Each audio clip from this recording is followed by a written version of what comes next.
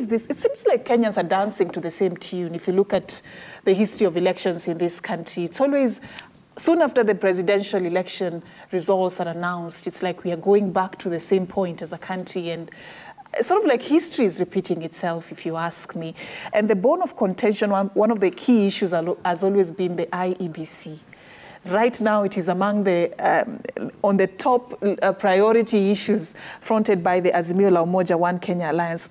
I'm just wondering, why is this issue critical, the IEBC matter, and will we ever find a lasting solution to the divide that it usually creates every post-election? Because it's sort of like a hot potato that keeps taking us steps behind as a country. Right now, it's sort of like everything we achieved in the previous elections is gone. We are starting all over again.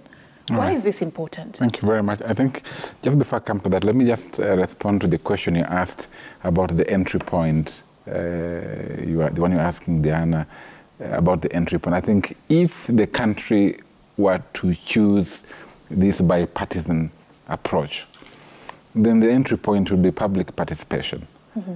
And as she has rightly put it, both sides in the House have, I mean, these are representatives. I mean, because we know that sovereignty belongs to the people. They exercise it either directly or indirectly through the ones that the elect represent them. So the entry point would be through public participation. So if this parliamentary process were to commence, I'm sure they'll be calling a number of stakeholders, including the members of the public, to give their view. So that perhaps could be an entry point. But back to the question you've asked, that do we seem to be having the similar issues in, year out. It seems to me that is actually the case, and maybe we are not learning from our past mistakes. I was reflecting last night about the 4 agenda. If you looked at the national accord, it had 4 important agenda. The first agenda was the immediate action to stop the violence that was there, and that was addressed.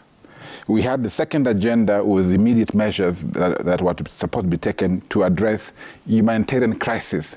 And that time, if you remember, we had many IDPs and other guys who had lost property and lives. And of course, and then, of course, the third one was,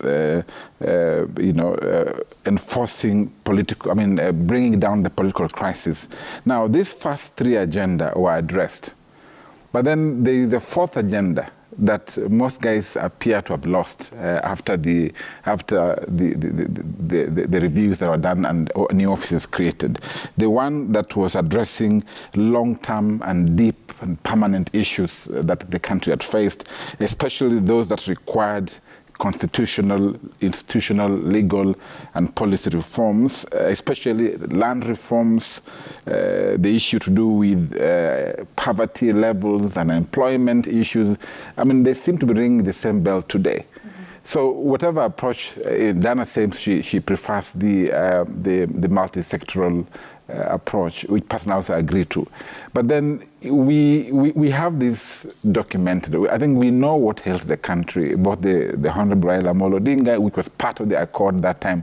The president himself was part of the discussions of the accord. If you remember the Serena talks, Martha Karua herself was part of the discussion. So she's very familiar with the national accord and the issues identified. So if we were to be very genuine, honestly, I would think that at the center stage, because if you look at the 4th agenda, that remained largely unaddressed. Serious constitutional issues, serious institutional reforms, land reforms, issues to do with poverty and unemployment, inclusion and cohesion. We suffer greatly because of unresolved issues and Agenda 4. So whatever form, Diana, that we take, I think we need to bring to light the 4th agenda. It should dominate the discussions, whether if the country chooses and sticks by the bipartisan parliamentary approach, Agenda 4 should be captured. If we go the other way that Raila is talking about, which then invites a multi-sectoral approach, then the Agenda 4 must also be addressed, because and it should be Agenda 1. I think for me, we make Agenda 4 in the National Accord Agenda 1.